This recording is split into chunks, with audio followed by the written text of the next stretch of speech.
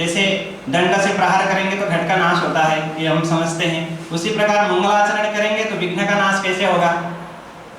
तो मंगलाचरण, मंगल एक ज्ञान रूप है, इष्ट देवता का स्मरण, इष्ट देवता स्मरणम मंगलम, सामान्य ये अर्थ कर सकते हैं। ज्ञान रूप है और विघ्न जो है वो पाप विशेष है, अधर्म विशेष है, दोनों आत्मा में ही रहते हैं। अधर्म भी अर्थात विघ्न भी आत्मा में ही रहता है। मंगल ज्ञान स्वरूप जो मंगल है वो भी आत्मा में ही रहता है। तो ज्ञानाग्नि सर्वकर्माणि भस्मसात् कुरुतेर्जुनयति, ये भगवत वचन भी है। तो ज्ञान के द्वारा विघ्न जो अधर्म है उसका नाश होता है, जिसके चलते ग्रंथ की समाप्ति के प्रति जो प्रतिबंधक आने वाला था वो नहीं होगा, ग्रंथ की समाप्ति हो जाएगी। इसलिए ग्रंथ के आदि में सभी आस्तिक दर्शनों में मंगलाचरण हम लोग देखते हैं। यहाँ पर भी उन्होंने मंगलाचरण किया है। हम लोग साथ में इसका उच्चारण करते हैं कि इस ग्रंथ के प्रारंभ में, कार्यशाला के प्रारंभ में भी मंगलाचरण हो जाएगा। तो एक साथ हम लोग उच्चारण करते हैं। इच्छा तूलिकया कासे जगदालेख्यमद्भुतम् उन्मीलयति यो देवः तस्मै चित्रकृते नमः। प्रणम्य भारतीं देवीं तथा रत्नाकरान् गुरून् प्रमाणादिपदार्थानां पूर्वे लक्षण संग्रहम्। और ये जो भी हम यहाँ पर चर्चा कर रहे हैं परस्पर चर्चा हो तो अच्छा रहेगा। आपको कोई भी संदेह हो तो निसंकोच आप पूछ सकते हैं। तस्मै चित्रीकृते नमः। चित्रं करोति इति चित्रकृत्, जगतः निमित्त कारणं भवति ईश्वरः। नैयायिक ईश्वर को जगत का निमित्त कारण कहते हैं, तो उनके लिए चित्रकृत शब्द का प्रयोग किया गया है। ये जो जगत है उसको चित्र की उपमा दी गई है, जैसे पेंटिंग करते हैं, पेंटिंग, तो चित्रकृत है भगवान ईश्वर। तो तस्मै चित्रकृते नमः, जगतः निमित्त कारणाय नमः। तो वो चित्र क्या है, मतलब ईश्वर ने चित्र तो बनाया, वो चित्र है जगत रूप चित्र है। आलेख्यम इत्युक्ते चित्रम, आलेख्य शब्द का अर्थ चित्र है, जगत ही आलेख्य है, जगदेव आलेख्यम, तच्च जगत रूपम यद् आलेख्यम अस्ति अत्यंतम अद्भुतम अस्ति, विचित्रम अस्ति। जगत रूप जो आलेख्य है, चित्र है, वो भी अद्भुत है। जगत आलेख्यम अद्भुतम, जगत रूपी जो चित्र है वो अत्यंत अद्भुत है, उसको बनाया। तो चित्र बनाने के लिए कागज की अपेक्षा होती है, किसी पत्र की अपेक्षा होती है। तो यहाँ पर पत्र के रूप में प्रस्तुत करते हैं ग्रंथकार आकाश को, आकाश रूपी पत्र में, आकाशे। यह जो चित्र है जगत रूपी आलेख्य चित्र है, अद्भुत जो चित्र है, वो कहाँ पर ईश्वर ने निर्माण किया है, आकाश में। और चित्र बनाने के लिए ब्रश की आवश्यकता होती है, पेंटिंग ब्रश जिसे कहते हैं, वो इच्छा है, संकल्प मात्र है, उनका ब्रश है। संकल्प से ही वो आकाश रूपी पत्र में जगत रूपी जो अद्भुत आलेख्य है, चित्र है, उसको बना सकते हैं। तुलिका इत्युक्ते ब्रश, तुलिका कहते हैं ब्रश को।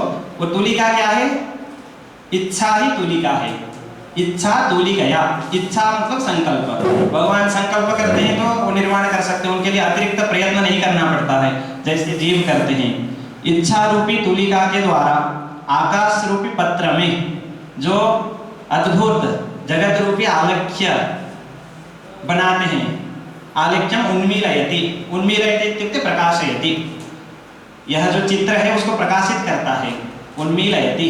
यो देवः, यह ईश्वरः, यह देवः इच्छा तुलिकया आकाशे जगत आलेख्यम अद्भुतम उन्मीलयति, तस्मै चित्रकृते नमः।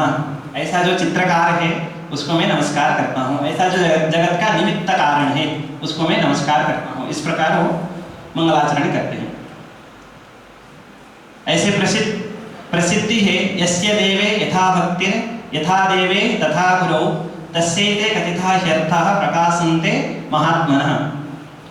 तो जिसकी ईश्वर में भक्ति होती है जिस प्रकार की, उसी प्रकार की भक्ति अगर गुरु में भी है, उस पुरुष के द्वारा प्रकाशित जो अर्थ है उसको ही महात्मा लोग भी आगे बढ़ाते हैं, उसको प्रकाशित करते हैं। तो इस प्रसिद्धि को अनुसरण करते हुए ग्रंथकार आगे गुरु की भी प्रार्थना करते हैं मंगलाचरण के रूप में। आगे प्रणम्य भारतीं देवीं, जैसे भारती है सर हाँ, इच्छा तूलिकया, तूलिका इत्युक्ते ब्रश, पेंटिंग ब्रश। हाँ, इच्छा एव तूलिका, इच्छा तूलिका तया, इच्छा तूलिकया आकाशे, आकाशे आकाशम अधिकरणम अस्ति, पात्रम अस्ति आलेख्यस्य। समझ में आया? इच्छा तूलिकया आकाशे इति, इच्छा तूलिकया आकाशे। इच्छा तूलिका करणम अस्ति, चित्र निर्माण में वो करण है, आधार, चित्र निर्माण का आधार है आकाश और उसको बनाने वाला है, चित्रकृत है ईश्वर देव। ठीक है? अच्छा, इसमें जो बताया कि न्याय दर्शन में जो है ईश्वर को निमित्त कारण मानते हैं, तो उपादान कारण क्या है?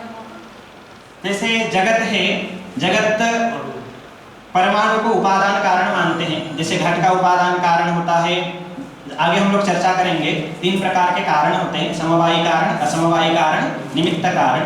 वेदांत में जिसको उपादान कारण कहते हैं उसी को न्याय में समवायी कारण कहते हैं। तो जगत के प्रति सामान्यतया जगत से पृथ्वी, जल, तेज, वायु को लेंगे तो इनके प्रति इनका समवायी कारण होगा परमाणु, मूल समवायी कारण। जगत से अन्य रूप आदि भी होते हैं, जैसे घट में रूप है तो उसका समवायी कारण घट होगा, शब्द है तो उसका समवायी कारण आकाश होगा। तो पृथक पृथक कार्य के पृथक पृथक समवायी कारण हम आगे जानेंगे। जैसे जगत से हम पृथ्वी, जल, तेज, वायु इतने को लेंगे तो फिर उसका समवायी कारण हम कह सकते हैं परमाणु। ठीक है? इसमें चित्रगति और उन्मीलयति दोनों में विरोध नहीं समझ में आ रहा है कि जगह चित्रकार हैं, हाँ, चित्र करते हैं, दूसरी जगह उन्मीलन करते हैं, प्रकाशित करते हैं। हाँ, जैसे किसी पत्र में चित्र को चित्रकार प्रकाशित करता है, लिखता है, उसी को लिखता है अथवा प्रकाशित करता है। लिखना अलग है, प्रकाशित करना अलग है। जी, लिखी हुई बात को प्रकाशित करना। यहाँ पर उन्मीलयति का वो आविर्भाव करता है, ऐसा जो पहले से विद्यमान नहीं था उसको दिखाता है। ठीक है? प्रकाश तो पहले से विद्यमान का ही होता है। हाँ, तो प्रकाश है मतलब यहाँ पर जो पहले से विद्यमान है उसको प्रकाशित करता है, ऐसा अर्थ नहीं है। अच्छा, हाँ, आविर्भाव करता है ऐसा अर्थ। आविर्भाव करता है, हाँ, जी, ठीक है? उस जगत की रचना करता है, रचयति, उन्मीलयति इत्युक्ते रचयति। जी, लक्षण या जी, लक्षण या ऐसा अर्थ करना पड़ेगा। ठीक है? तो समवायी कारण के विषय में आपको आ गया शायद समझ में। आगे बढ़े। भारतीं देवीं प्रणम्य तथा रत्नाकरान, रत्नाकर गुरु का नाम है, जैसे सुबह उद्घाटन सत्र में भी कहा गया था। अथवा ज्ञान रूपी रत्न ही आकर है, आकर कहते हैं खनि को, जहाँ से मणिमाणिक्य आदि आते हैं, तो यौगिक अर्थ भी हो सकता है। तो रत्नाकरान गुरुन् प्रणम्य भारतीं देवीं च प्रणम्य प्रमाणादि पदार्थानां लक्षण संग्रहम् अहं कुरुवे। अहम इत्युक्ते नरोत्तम भट्टः। ये तो स्पष्ट है। आगे हम लोग बढ़ते हैं। जैसे भाष्यकार ने कहा है, त्रिविधा चास्य शास्त्रस्य प्रवृत्ति उद्देश्य लक्षण परीक्षा। तो उसी को अनुसरण करते हुए पहले किसी भी वस्तु का हम लक्षण करते हैं, परीक्षा करते हैं, तो उसका नाम मात्र से वस्तु संकीर्तन करना आवश्यक है। तभी हमको पक्ष का ज्ञान होगा, तभी उसका हम लक्षण कर सकते हैं, तभी उसकी परीक्षा कर सकते हैं। इसीलिए नाम मात्र से पदार्थ का संकीर्तन करते हैं। तो उससे पहले हम लोग ये भी जानते हैं कि ग्रंथ के आदि में जिस प्रकार मंगलाचरण का विचार किया जाता है, उसी प्रकार अनुबंध का भी विचार किया जाता है। संबंधश्चाधिकारी च विषयश्च प्रयोजनम विनानुबंधम ग्रंथादौ मंगलम नैव शस्यते। तो विषय का ज्ञान हो जाता है, ये जो उद्देश्य ग्रंथ से षोडश जो प्रतिपाद्य है वही विषय है। षोडश पदार्थ ही न्याय शास्त्र के विषय है, इनका ही यहाँ पर प्रतिपादन होता है। अधिकारी जो प्रयोजन प्राप्ति काम अधिकारी, प्रयोजन प्राप्ति की जो इच्छा करता है उसको ही अधिकारी कहते हैं। तो प्रयोजन की जिज्ञासा हो जाएगी तो प्रयोजन का भी सूत्र के अंत में स्वयं सूत्रकार कहते हैं तत्वज्ञानात् निःश्रेयसाधिगमः। तो निःश्रेयस के अधिगम प्राप्ति ही शास्त्राध्ययन का प्रयोजन होगा। मुख्य प्रयोजन है, गौण प्रयोजन अन्य भी हो सकते हैं। तो मोक्ष की प्राप्ति ही प्रयोजन है। विषय षोडश पदार्थ विषय है। अधिकारी जो मोक्ष प्राप्ति की कामना करता है उसी को अधिकारी कहेंगे। संबंध सर्वत्र ग्रंथ में और जो ग्रंथ के विषय है उनके बीच में सर्वत्र अन्यत्र भी प्रतिपाद्य प्रतिपादक भाव बोध्यबोधक भाव यह संबंध है। तो इस सूत्र से भी हमें पता चल जाएगा।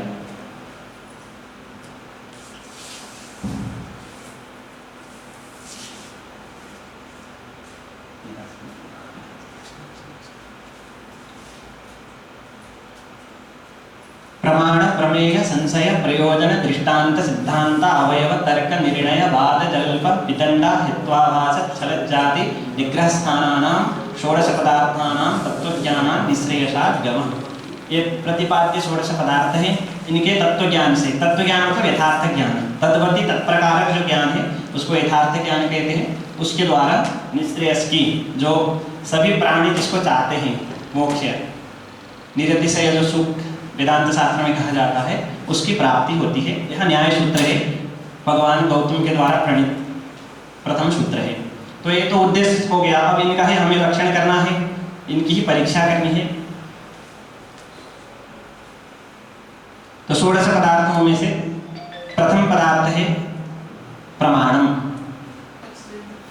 तत्व ज्ञान जो शब्द है ये, तो तत्व शब्द में तत् शब्द से भाव अर्थ में जो प्रत्यय होता है जी, तो यहाँ पर क्या मतलब जो है भाव रूप ज्ञान होगा वो इस प्रकार का ज्ञान? ज्ञान न्याय शास्त्र में भाव रूप ही होता है, क्योंकि 7 पदार्थ है अथवा 16 पदार्थ है, जिस प्रकार भी हम विभाजन कर सकते हैं। एक अभाव है, 6 को हम भाव कहते हैं, तो ज्ञान भाव रूप भी होगा। तो तत्शब्द सर्वनाम वाची है, सबका वाचक होता है। तो तस्य भाव तत्वम, जैसे घट में घटत्व है उसका ज्ञान होगा, अर्थात जहाँ पर घटत्व है वहाँ घटत्व जिसमें है वहाँ पर घट का ज्ञान होगा, तो उसको तत्व ज्ञान कहा जाता है। जिसमें आत्मत्व है, जिसमें आत्मत्व है वहीं पर आत्मा ऐसा ज्ञान हो गया, तो उसका तत्व ज्ञान। तत्पति तत्प्रकारक, तो 16 पदार्थों में पदार्थ का तत्व ज्ञान जी, जो प्रमाण का तत्व ज्ञान, इनसे अतिरिक्त कुछ नहीं है। जो भी वस्तु है वो 16 पदार्थ के अंतर्गत आ जाते हैं। अर्थात जिनकी भी सत्ता है, जो भी वस्तु है, उनका यथार्थ ज्ञान होना।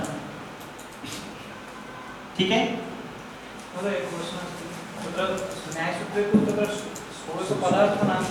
इति पदं नास्ति। ग्रंथकृता आनीतमस्ति तत्पदं।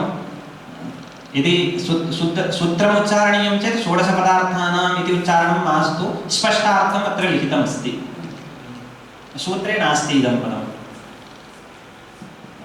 जब भी कोई लेखक लिखता है तो थोड़ी लिबर्टी तो लेता ही है ना कि वो कुछ चीजें अडाप्ट कर सके। ऐसे सूत्र को तो सूत्र के रूप में ही लिखना चाहिए, लेकिन उन्होंने आगे बढ़ाया है, उसका परिमार्जन भी कर सकते हैं।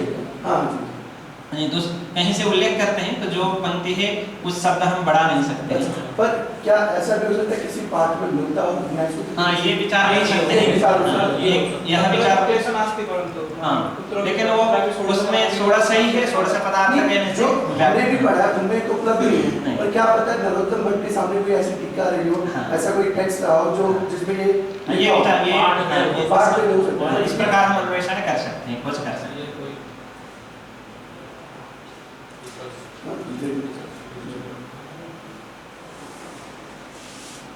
ठीक है? मानाधीना मेय सिद्धिस्तु लक्षणा, ऐसा कहते हैं। किसी भी पदार्थ को, किसी भी वस्तु को हम सिद्ध करते हैं तो प्रमाण की आवश्यकता होती है। प्रमाण के बिना हम किसी भी वस्तु को सिद्ध नहीं कर पाते हैं। इसीलिए सबसे पहले न्याय सूत्रकार ने भी प्रमाण का ही उल्लेख किया है। कोई भी जगत में कोई भी वस्तु है, किसी भी वस्तु की सत्ता है, ये सिद्ध करना है तो प्रमाण की आवश्यकता पड़ेगी। तो प्रमाण का ही निरूपण करते हैं। तत्र प्रमायः करणं प्रमाणम। लक्षण कहेंगे तो प्रमाकरणत्वम। जैसे गंधवती पृथ्वी, वो पृथ्वी का स्वरूप है, जो गंधवती है वही पृथ्वी है। लक्षण को लक्ष्य में रखना होता है, इसीलिए हम गंधवत्वम पृथिव्याः लक्षणम, इस प्रकार न्याय शास्त्र में वो न्याय की एक शैली है। उसी प्रकार प्रमाकरणम प्रमाणम, ये प्रमाण का स्वरूप है। जो प्रमा का करण है उसी को ही हम प्रमाण कहते हैं। तो लक्षण कहना होगा तो प्रमाकरणत्वम प्रमाणस्य लक्षणम। अब इस लक्षण में 2 पद है, एक प्रमा पद है, एक करण पद है। दोनों के अर्थ को जानेंगे तभी हम प्रमाण को जान सकते हैं। सामान्य नियम है, घटित बुद्धौ घटक ज्ञानम कारणम। घटित बुद्धौ घटक ज्ञानम कारणम से राम है। राम है, यह जो पद है रकार से, आकार से, मकार से, अकार से, 4 से घटित है और इनमें एक प्रत्येक घटक होते हैं। रकार रेफ राम में घटक है और रेप से राम घटित है। जब तक घटक का ज्ञान नहीं होता है तब तक घटित का ज्ञान नहीं होता। जो रेप को नहीं जानता वो राम को इस पद को नहीं जान सकता। उसी प्रकार हम तो सामान्यतः इतना हमने जान लिया, जो प्रमा का करण है वही प्रमाण है, लेकिन अभी तक हम प्रमा भी नहीं जानते हैं, करण भी नहीं जानते हैं। तो इसमें दो पद घटक है, एक प्रमा पद है, एक करण पद है। प्रमा और करण से घटित है प्रमाण, प्रमाण घटित है और उसमें घटक है प्रमा और करण। तो दोनों को जानेंगे, प्रमा को जानेंगे, करण को जानेंगे, तभी प्रमाण को जान सकते हैं। अब इसी क्रम में आगे पहले प्रमा को बताएंगे, फिर करण को बताएंगे, फिर हम अंतिम में जाकर के निष्कर्ष कह सकते हैं कि अमुक पदार्थ को करण कह, प्रमाण कह सकते हैं। तो अब प्रमाण में घटक जो प्रमा है उसका लक्षण बताते हैं। यथार्थानुभवः प्रमा, यथार्थानुभवः प्रमा। यथार्थ जो अनुभव होगा, तो यथार्थानुभव कहने से अनुभव दो प्रकार के होते हैं, हम स्वयं जान सकते हैं, यथार्थ और अयथार्थ। तो यथार्थानुभव को ही हम क्या कहेंगे? प्रमा कहेंगे। तो प्रमा को घटित कहेंगे, इस लक्षण में आकर के प्रमा को घटित कहेंगे। फिर यहाँ पर घटक हो जाएगा यथार्थानुभव। जब तक हम यथार्थानुभव को नहीं जानेंगे तब तक प्रमा को नहीं जान सकते। जब तक प्रमा को नहीं जानेंगे प्रमाकरण को नहीं जान सकते। इसलिए आगे यथार्थानुभव को बताते हैं, तद्वति तद अवगाहित्वम यथार्थत्वम, तद्वति तद अवगाहित्वम यथार्थत्वम। जैसे तर्क संग्रह आदि में, अच्छा आप लोगों में से सामान्य तर्क संग्रह का अध्ययन सबने किया होगा, ऐसा मैं मानता हूँ। नहीं भी किया होगा तो कोई भी संशय हो आप पूछ सकते हैं, और उससे अधिक भी पढ़े होंगे। कोई भी ज्ञान होता है उसमें हमें जानना होता है प्रकार और विशेष्य। जैसे घट को देखा, चक्षुरेंद्रिय और घट का सन्निकर्ष हुआ तो ये ज्ञान उत्पन्न होता है अयं घटः अथवा घटः, इतना भी बोल सकते हैं। घटः यह जो ज्ञान है ये कहाँ रहता है? आत्मा में रहता है, क्योंकि ज्ञानाधिकरणम आत्मा। इस ज्ञान में दो चीज नैयायिक स्वीकार करते हैं, एक प्रकार एक विशेष्य। उसमें घटत्व प्रकार होता है, घट विशेष्य होता है। जिसका ज्ञान हो रहा है उसमें भाषित जो धर्म है उसको प्रकार कहते हैं, और वो धर्म जिसमें भाषित हो रहा है उसको विशेष्य कहते हैं। प्रकार को विशेषण भी तो कह सकते हैं, प्रकार को विशेषण कह सकते हैं, लेकिन उनमें भी सूक्ष्म भेद होता है जी। हाँ, कहते ही है, प्रकार को विशेषण कहते ही है, लेकिन प्रकार और विशेषण में क्या भेद है ये चर्चा होगी तो हम उसमें भेद बता सकते हैं। तो क्योंकि मतलब समझने के सेंस पे ये दोनों अगर विशेषण और विशेष्य कहेंगे तो आसान हो जाता है। अब प्रकार कहेंगे तो एकदम से वो अलग क्या चीज है, वो भेद क्या है प्रकार का? हाँ, भेद में बताता हूँ, पहले थोड़ा इसको समझते हैं, तत्काल में फिर भेद भी बताऊंगा। अब देखिए, घट को देखने के बाद अयं घटः ऐसा ज्ञान हुआ, इसको यथार्थानुभव कहते हैं। मतलब वस्तु जैसा है, जो वस्तु है उसी का ज्ञान हुआ तो यथार्थ कहेंगे। वस्तु रज्जु है, रज्जु है, सर्प का ज्ञान हुआ, अयं सर्पः, तो इसको हम कहेंगे यथार्थ। तो यहाँ पर क्या होता है, विशेषण विशेष्य में थोड़ा भेद होता है। रज्जु में सर्पत्व भाषित हो रहा है, रज्जु को दिखा करके अंगुली से निर्देश कर रहा है रज्जु को और कह रहा है सर्प। तो रज्जु में कौन सा धर्म भाषित हो रहा है? जो भाषित होता है उसको हम कहते हैं विशेषण, और जो है जो वस्तु है उसको विशेष्य कहेंगे। तो यहाँ पर रज्जु विशेष्य है और सर्पत्व प्रकार है। यहाँ पर प्रकार कहेंगे, विशेषण नहीं कहेंगे। अब वही उसी चीज को मैं बताता हूँ। विशेषण का लक्षण होता है विद्यमानत्वे सति इतर व्यावर्तकत्वम। जो विद्यमान होकर के इतर से व्यावर्तन कराता है उसको विशेषण कहते हैं। जैसे रक्तो घटः, रक्त जो है वो घट में विशेषण है, क्योंकि घट में रह करके नीलादि घट से व्यावर्तन कराता है। सुंदरः पुरुषः, जो सौंदर्य है पुरुष में वो विशेषण है, क्योंकि पुरुष में विद्यमान होकर के इतर से व्यावर्तन कराता है। विद्यमानत्वे सति इतर व्यावर्तकत्वम, यह विशेषण का लक्षण है। विद्यमानत्वे सति इतर व्यावर्तकत्वम, विशेषणत्वम।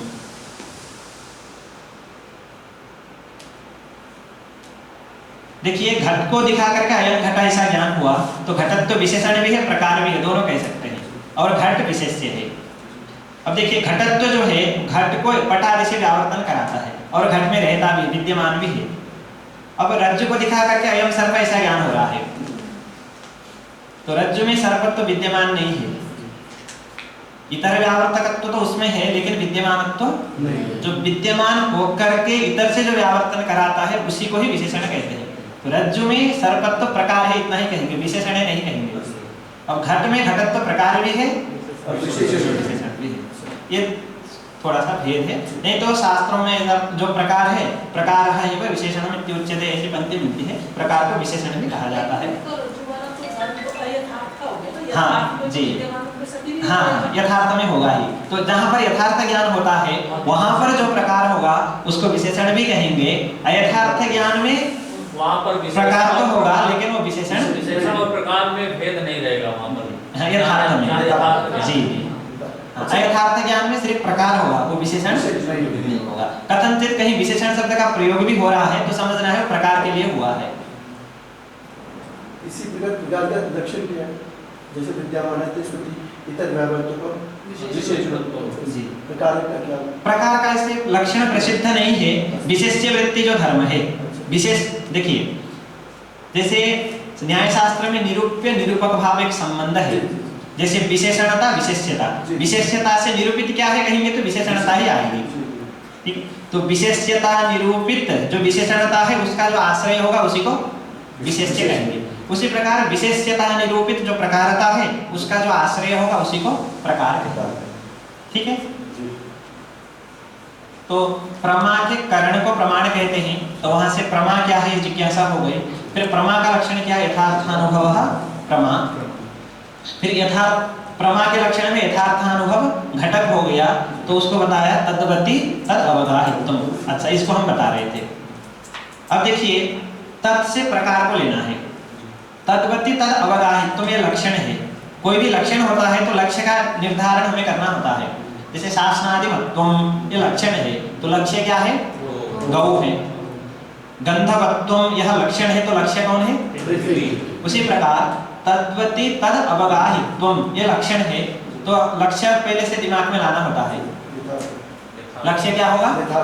यथार्थ अनुभव। उदाहरण के लिए जैसे घट को देखने के बाद अयम घट जो ज्ञान होगा वही ज्ञान। रज्जु को देखने के बाद अयम सर्प ज्ञान हुआ, जो अयम सर्प जो ज्ञान है वो इस लक्षण का लक्ष्य नहीं है, ठीक है। घट को देखने के बाद अयम घट ज्ञान हुआ, यही ज्ञान इस लक्षण का लक्ष्य है। तो इस ज्ञान में अयम घट जो ज्ञान है इसमें प्रकार और विशेष्य हम जानते हैं। घटत्व तो प्रकार है, घट विशेष्य है, तो तत् से प्रकार को लेना है। घटत्ववति घटे, घटत्ववति घटे घटावगाहित्वम। अवगाहन होना, ज्ञान होना, जिसमें घटत्व है उसी में ही घट का अवगाहन होना। जैसे घट को दिखा करके अयम घट ज्ञान हो रहा है, तो घट का अवगाहन हो रहा है किसमें? घट में। उसमें घटत्व है कि नहीं है? तो घटत्ववति घटे, घटत्ववति घटे घटावगाहित्वम। मनुष्यत्ववति मनुष्य, जिसमें मनुष्यत्व है मनुष्य में, उसमें अयम मनुष्य ऐसा ज्ञान हुआ तो यथार्थ ज्ञान। अब रज्जु को दिखा करके अयम सर्प ऐसा ज्ञान हुआ, तो वहां पर अयम सर्प ऐसा ज्ञान हो रहा है किसमें? रज्जुत्ववति तद्वति सर्पत्ववति सर्प ऐसा नहीं, जिसमें सर्पत्व है उसमें सर्प का अवगाहन होगा, उसको हम कहेंगे यथार्थ, ठीक है। वहां ऐसा नहीं हो रहा है, जिसमें रज्जुत्व है उसमें सर्प का मान, रज्जुत्वा भाववति, ठीक है। इसमें कोई दिक्कत किसी को नहीं?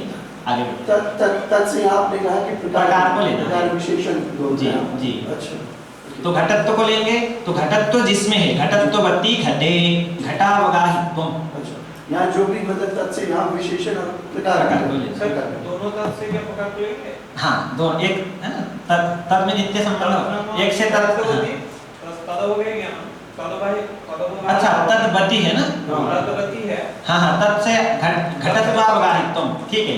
आगे प्रकार को लेंगे। हाँ, दूसरे में भी प्रकार को ही लेना है। मेरे उच्चारण में अभी वो हुआ, आपने सही कहा कि घटत्ववति घटत्वावगाहित्वम ऐसा कहना है, ठीक है। घटत्ववति घटत्व, घट में ही घटत्व का अवगाहन हो रहा है। अब अयम सर्पः कहेंगे तो रज्जु में सर्पत्व का अवगहन हो रहा है। सर्प नहीं कहेंगे, वहां पर सर्पत्व कहेंगे। रज्जु में सर्पत्व का अवगहन हो रहा है। ठीक है, दो, क्योंकि तत्व में नित्य, प्रथम तत्व से जिसको लेंगे द्वितीय तत्व से भी उसी को ही लेना होगा। ठीक है, तो घटः कहेंगे तो घट में ही घटत्व का, घटत्ववति घटे घटत्व अवगाहि ज्ञानम यथार्थानुभवः। ठीक,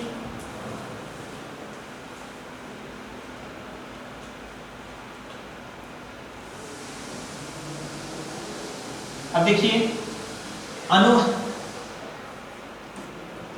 यथार्थानुभवः प्रमा, ऐसा कहा था। यथार्थानुभवः प्रमा, यथार्थ क्या है तो हमने समझ लिया, अब अनुभव क्या है ये नहीं जाना। यथार्थानुभव को जानेंगे तो हम किसको जान लेंगे? यथार्थ को भी जान लेंगे, अनुभव को भी जान लेंगे, तो किसको जान सकते हैं? प्रमा को। फिर प्रमा को जानेंगे तो प्रमा, फिर प्रमा के साथ साथ करण को भी जानना होगा, फिर जाकर के हम प्रमाण को, करण का लक्षण आगे बताएंगे, तो पहले अनुभव का लक्षण बताते हैं, क्योंकि प्रमा के लक्षण में अनुभव घटक है। ठीक है, तो स्मृति व्यतिरिक्तम ज्ञानम अनुभवः, स्मृति व्यतिरिक्तम ज्ञानम अनुभवः। ये ज्ञानम ये व्यापक है, तो ज्ञान दो प्रकार के होते हैं, इसी लक्षण से पता चल रहा है हमें। दो प्रकार के ज्ञान होते हैं, स्मृति और अनुभव। उनमें से स्मृति से जो अतिरिक्त ज्ञान होगा उसको हम कहते हैं अनुभव। ठीक है, आगे अनुभव का लक्षण भी बताएंगे।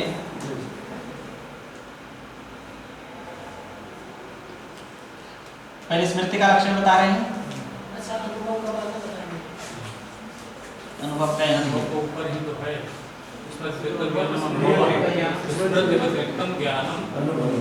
हाँ, अनुभव, स्मृति व्यतिरिक्तम, स्मृति व्यतिरिक्त ज्ञानम अनुभव, वो एक साथ होना चाहिए, इसलिए 4 नंबर दिया होगा उसमें।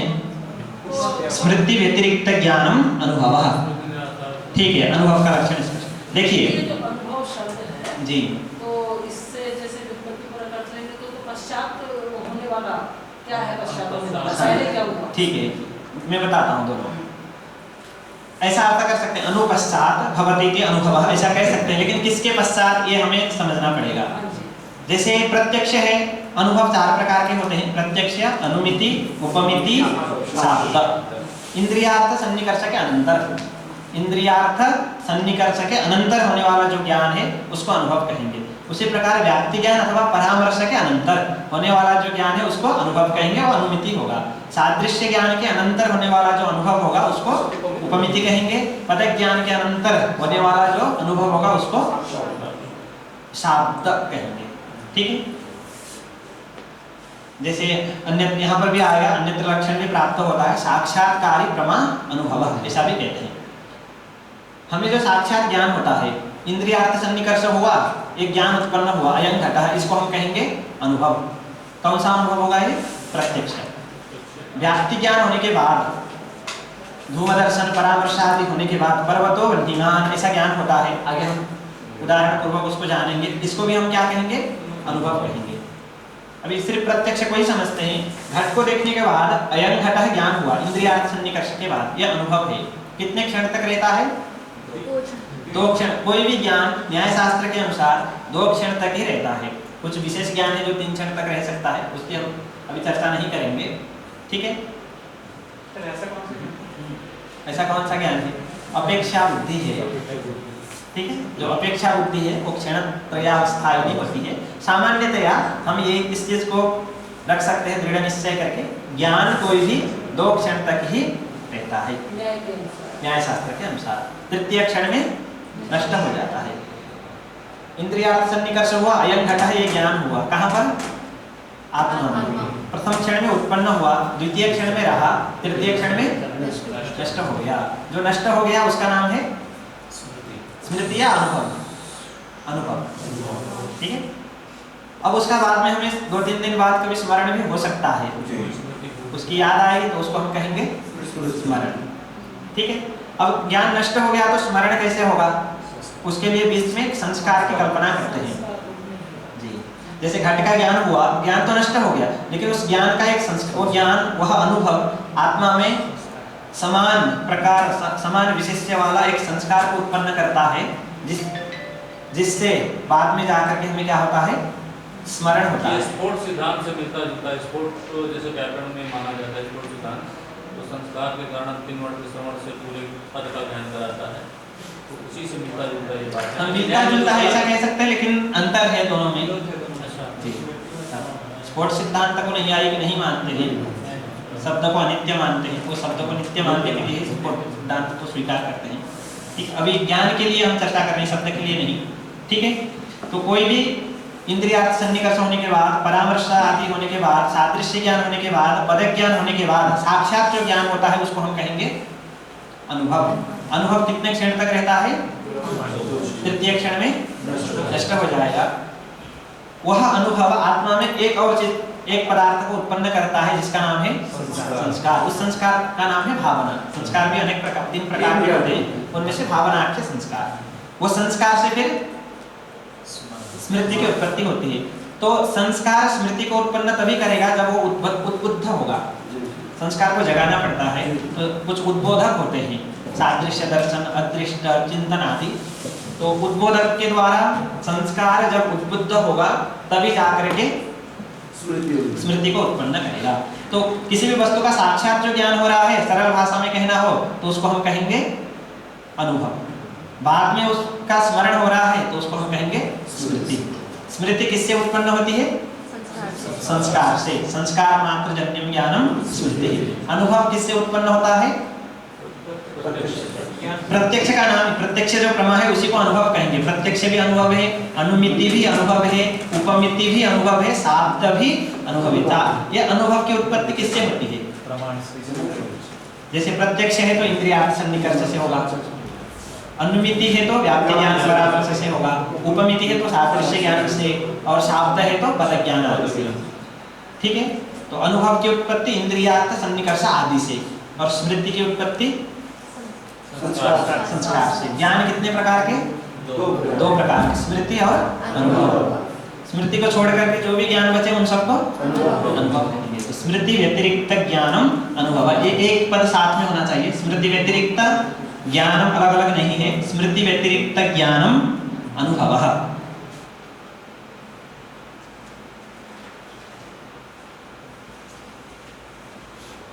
स्मृति का लक्षण कहते हैं संस्कारजम ज्ञानम, एक लक्षण है संस्कारजम ज्ञानम। संस्कार से जन्य जो ज्ञान है उसको स्मृति कहते हैं। संस्कार मात्रजम यहाँ पे दिया है। हाँ, संस्कार मात्रजम, ठीक है, संस्कार मात्रजम ज्ञानम। मात्रजम कहने का क्या मतलब? जी, ये बताएंगे। ये तो हमने बताया, यद प्रकारक यद विशेष्यक अनुभव होता है, तद प्रकारक तद विशेष्यक संस्कार उत्पन्न होता है। कहाँ पर? आत्मा में। अनुभव कितने क्षण तक रहता है? और संस्कार चिरकाल स्थायी है, वो दीर्घ काल तक रहता है। हाँ, संस्कार कब तक रहता है इसका उत्तर है दीर्घ काल तक। हाँ, सभी संस्कार स्मृति को उत्पन्न करते हैं ऐसा नहीं है, वो उद्बोधक के सहायता से ही उत्पन्न कर सकते हैं। ठीक है, तो संस्कार से किसकी उत्पत्ति होगी? स्मृति की। तो संस्कारजम ज्ञान स्मृति, इतना ही कहते हैं, तो मात्र पद क्यों दिया? एक ज्ञान होता है जिसको हम प्रत्यभिज्ञा कहते हैं। प्रत्यभिज्ञा, तत्ते दंता अवगाहि ज्ञानम प्रत्यभिज्ञा। जिस ज्ञान में तत्ता और इदंता दोनों का अवगाहन होता है, ऐसा एक ज्ञान विशेष है जिसका नाम है प्रत्यभिज्ञा। जैसे स्वयं अश्वः, स्वयं देवदत्तः। अयम घटः कहेंगे तो घट में इदंता भाषित, अयम कहेंगे तो उसमें इदंता है।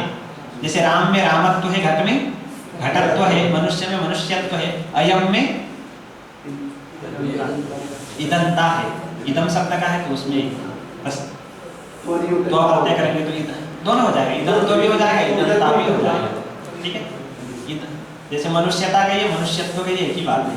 तस्य भावत वो तलो, तल करेंगे तो इदंता, तो करेंगे तो इदंतम। ठीक है, तो अयम घटः कहेंगे तो ज्ञान में इदंता का भान होता है, इदंता अवगाहि ज्ञान। जितने भी अनुभव होते हैं सामान्यतया उनमें सिर्फ इदंता का ही अवगाहन होता है। जितने भी स्मरण होते हैं उनमें सामान्यतया तत्ता का ही अवगाहन। सह घटः ऐसे स्मरण करते हैं, सह घटः, सह देवदत्तः, तो सह कहेंगे तो उसमें तत्ता। स्मरण में सामान्यतया तत्ता का अवगहन होता है, अनुभव में तत्ता। एक ज्ञान है स्वयं अश्व, इसका नाम है प्रतिविज्ञान। जिस अश्व को हमने कल देखा था उसी अश्व को आज हम देख रहे हैं, तो एक ज्ञान उत्पन्न होता है स्वयं अश्व। ये एक ज्ञान है, तो अलग अलग नहीं है। स्वयं अश्व एक ज्ञान, ये अनुभव है या स्मरण है? नहीं, प्रतिविज्ञान तो है, वो तो ठीक है, क्योंकि ज्ञान दो प्रकार के ही होते हैं, अनुभव और स्मरण। तो स्वयं अश्व ऐसा, स्वयं देवदत्तः, ये ज्ञान अनुभव है या स्मरण है? दोनों के अंश है इसमें। संस्कार भी है, अनुभव भी है। संस्कार नहीं, स्मृति भी है और कुछ संस्कार। जैसे स्वयं, इसमें जो तत्ता अंश है वो स्मरण का है, अयम जो अंश है वो अनुभव का। अयम अश्व अनुभव कर रहा है और सह करके वो स्मरण भी कर रहा है। ठीक है, दोनों स्मृति का भी अंश है, अनुभव का भी अंश है। इस ज्ञान का एक नाम है प्रतिविज्ञान। अब इस ज्ञान को सिर्फ स्मरण नहीं कहेंगे, स्वयं अश्व यह जो ज्ञान है स्मरण नहीं है, लेकिन यह संस्कार से जन्य होता है। इसमें जो तत्ता अंश है वो संस्कार से जन्य है। अयम अश्व तो इंद्रियार्थ सन्निकर्ष से उत्पन्न हो रहा है, उसमें स्वयं में जो तत्ता अंश है वो किससे उत्पन्न हो रहा है? संस्कार से। जिस अश्व को हमने कल देखा था उसी अश्व को हम देख रहे हैं, तो ज्ञान होता है इसमें सा है ना, हाँ, स में तत्ता है, तो स्वयं अश्व कहेंगे तो स में विद्यमान जो तत्ता अंश है वो किससे उत्पन्न हो रहा है? नहीं, अनुभव या संस्कार? संस्कार से उत्पन्न हो रहा है, तो उसमें भी संस्कार जन्यत्व है। संस्कारजम ज्ञानम, इतना ही लक्षण करेंगे तो स्मृति का जो लक्षण है वो प्रतिविज्ञा में चला जाएगा। प्रतिविज्ञा जो है वो स्मरण नहीं है, अनुभव का भी अंश है, स्मरण, दोनों का अंश मिला करके एक ज्ञान हो गया प्रतिविज्ञान। उसको स्मृति नहीं कहेंगे, स्मृति का लक्षण उसमें चला जाएगा तो अतिव्याप्ति हो जाएगी। इसलिए हमें कहना पड़ेगा संस्कार मात्रजम, सिर्फ संस्कार मात्र से उत्पन्न हो। जो प्रतिविज्ञा है सिर्फ संस्कार से उत्पन्न नहीं है, अयम अंश, उसमें जो इदंता अंश है वो इंद्रियार्थ सन्निकर्ष से भी जन्य है। ठीक है, तो देखिए जो प्रतिविज्ञा होती है, प्रतिविज्ञा जो ज्ञान है वो किससे उत्पन्न होता है? स्वयं अश्व, यह ज्ञान किससे उत्पन्न होता है? संस्कार से या इंद्रियार्थ सन्निकर्ष से? दोनों से होता है। सिर्फ संस्कार से उत्पन्न हो ऐसा ज्ञान स्मृति ही है, इसलिए मात्र पद लगाना पड़ा। ठीक है, तो उसका व्यावर्तन करने के लिए, हाँ, प्रतिविज्ञा का व्यावर्तन करने के लिए मात्र पद लगाया गया है। तो संस्कार मात्रजम, सिर्फ संस्कार से ही उत्पन्न होने वाला जो ज्ञान है उसका नाम है स्मृति। और स्मृति से व्यतिरिक्त जितने भी ज्ञान है उन सबको हम कहेंगे अनुभव। तो स्मृति के अन्य भी लक्षण है, गृहीत मात्र विषय, संस्कार, संस्कारजः प्रत्ययः, यह तो स्पष्ट है, गृहीत मात्र विषय। प्रतिविज्ञा में तत्ता और इदंता दोनों है, और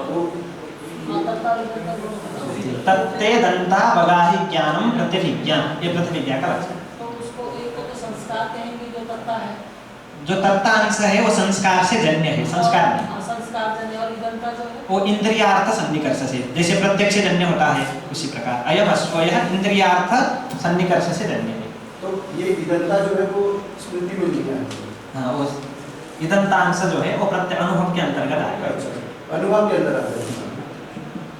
सिर्फ अंश से अलग अलग करेंगे तो एक अनुभव का अंश है, एक स्मरण का अंश है, लेकिन संपूर्ण को कहेंगे तो वो प्रतिविज्ञा है, उसको संपूर्ण को अनुभव भी नहीं कहेंगे, स्मरण भी नहीं कहेंगे।